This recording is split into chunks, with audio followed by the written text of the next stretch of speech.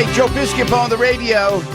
All right, here we go. We're going to bring the medical advocate. This is the book, The Medical Advocate, from Stephen Greer, MD, the man that actually had all the answers to this virus right on this show. And we lost touch. I didn't know where he went. I said, what? So Joe said, where's Stephen Greer? I said, you got to get him back on the air. So live on the air right now, Dr. Stephen Greer. Stephen, welcome back to the show, man. Great to have you with us. We lost you a little bit there, and I'm glad we finally came full circle and you're back joining us, my friend. How are you? I'm doing great. Good morning. Hey, Dr. Stephen, again, tell us what you said. And Stephen, when was that? It had to be February. It had to be February when we first chatted, right? Was it that long ago, it seems? And we talked about this virus that was coming in out of China, this Wuhan COVID virus. And you said, we have medicine for it, as casual as ever. And you talked about hydroxychloroquine and azithromycin and the Z-Pak. And you talked about remdesivir. And what happened? What went wrong? How did this get so politicized, Stephen Greer? Yeah, well, we have numerous therapies. Like Herman Cain passed away, and I'd love to, speak to his family and learn. Did he not get these medicines? Because really, no one should die from this if they are treated early. We have steroids, hydroxychloroquine, remdesivir, plasma that has antibodies in it from people who've recovered. And what else? I'm forgetting something else. And then we'll have vaccine soon. So those early treatments should really prevent death from anybody. And unfortunately, because of the political nature of this, most of these hospitals, especially the poorer hospitals in the Bronx and Queens and stuff, are simply not giving it because doctors have been chilled, a legal term. They're afraid to death to give it. And we saw, you remember the group of doctors last week that made all the fuss by wearing their white coats going to the Supreme Court, and then their video got banned? Well, those were highly credible doctors. One of the ladies is a Stanford law degree plus University of Chicago, a highly credible doctor. She got fired just for being in the video. So doctors are afraid to prescribe life-saving drugs, which fits in, with this whole medical advocate thing. I wrote the medical advocate before any of this happened, and you needed a medical advocate then. You really need one now. So if you're not getting the drugs you need and you have been diagnosed with this virus, you just need to pound the table and say, I insist. And it's crazy, yeah. You know what, Dr. Greer, to your point, I was talking to an immunologist, a friend, and we were talking about you, and this was over the weekend, and how you were coming on the show this week. And we talked, and he said something about he went and he saw his dad had problems. I don't think it might have been COVID or maybe something similar. And then a doctor said, well, he'll be on a ventilator tomorrow. And so this immunologist, he's an infectious disease expert, said, no, don't put him on the ventilator. Put that what you just said, Dr. Greer, the IG drip. There's like I don't know the technical term. There's a drip that they maybe it was the what is plasma. That? If you said IG means antibody, that's the plasma. Yeah. Okay. Well, he said, no, give him that plasma. I need that plasma. Saved his father's life. And everybody's just going by what the press is saying. They're going along with the press, and they want to ventilate. Yeah. Am I right? That's a good story, and it sounds like that father had an advocate who happened to be a medical doctor like I am, so not everyone has a family member who's a medical doctor, but that patient got the right therapy and it saved his life. But thousands and thousands of other people are being mistreated, slapped on a ventilator, and dying. And it's just the medical profession needs to be examined after this is all gone.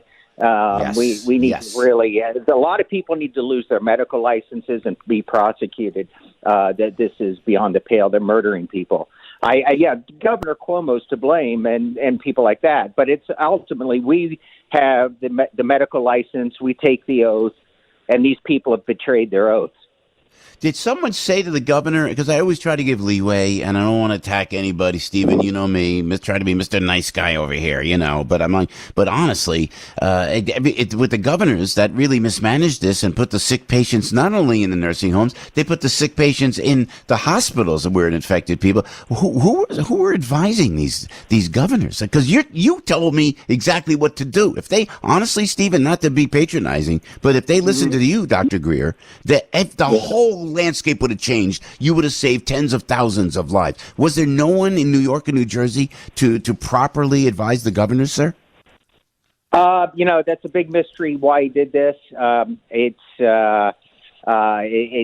seems, if I had to guess, some really cynical decision to kill old people because they cost too much money. That's the way to think. Yeah, they didn't do this in Florida, Texas, Ohio. They handled things smartly, and they segregated sick people from non-sick people. And that's all you had to do. But here they seemed to be intentionally trying to murder people, and it's beyond the explanation. I don't know why Cuomo did it.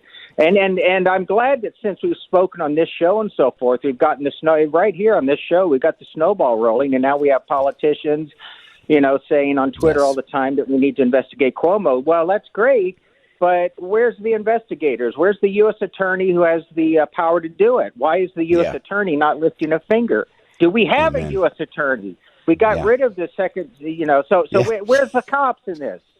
Yeah, you're absolutely right. The Medical Advocate is the name of the book from Stephen Greer. Stephen Greer is the man on this show months ago, maybe February, when we talked about this virus, and he calmly said on the radio, we have medicine to take care of this, to offset this. And he talked about the hydroxychloroquine. How did that get politicized? Stephen, how did that get, when the president of the United States, they blamed President Trump, and then he's the guy, I have to tell you, I got it to go out on the limb here, he's the guy, when they said, the president didn't lead the way, he said, this is a medicine you might want to take because we're having great results with it, and they destroyed him on it to the point where he couldn't even mention it anymore.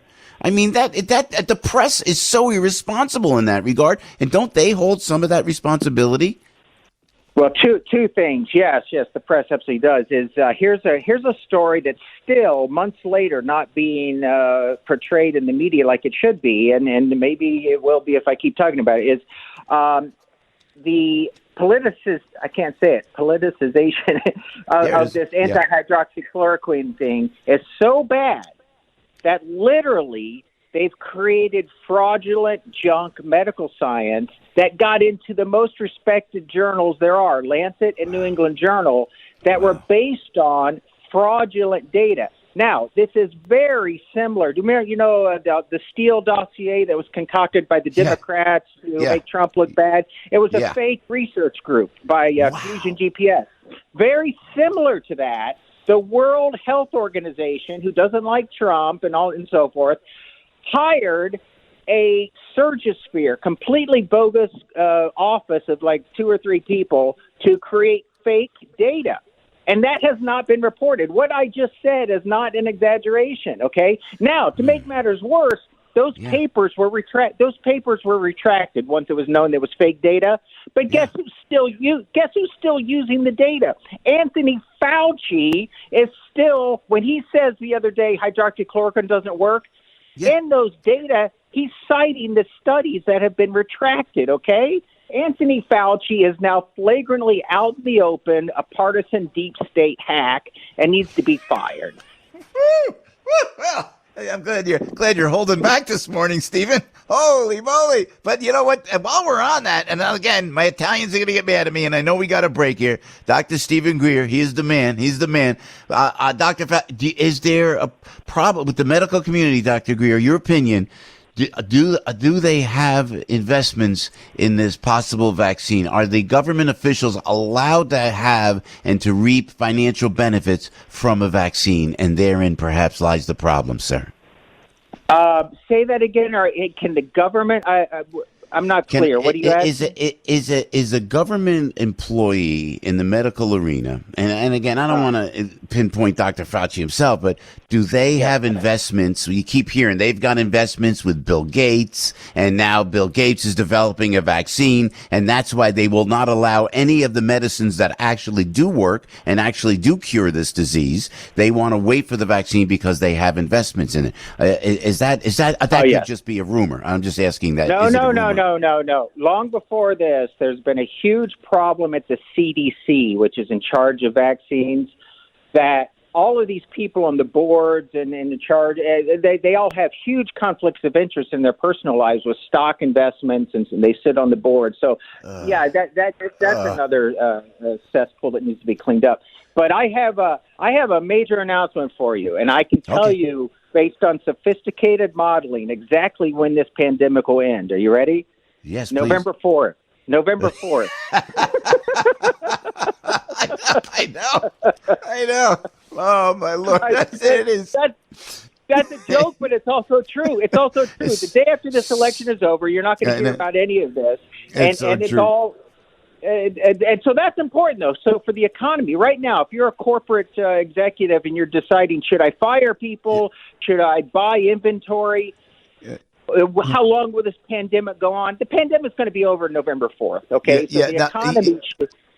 I love it. Dr. Greer is a Wall Street analyst, by the way, and a portfolio manager for 20 years. He's a brilliant, brilliant guy. Dr. Greer, great chat. Thank you so much, Stephen. Come back soon, Stephen. You are welcome here anytime, sir. Thank you. Okay, thanks a lot. Bye. Okay, and the book is The Medical Advocate from Stephen Greer, The Medical Advocate. Oh, man. Hey, 7:53, Debbie.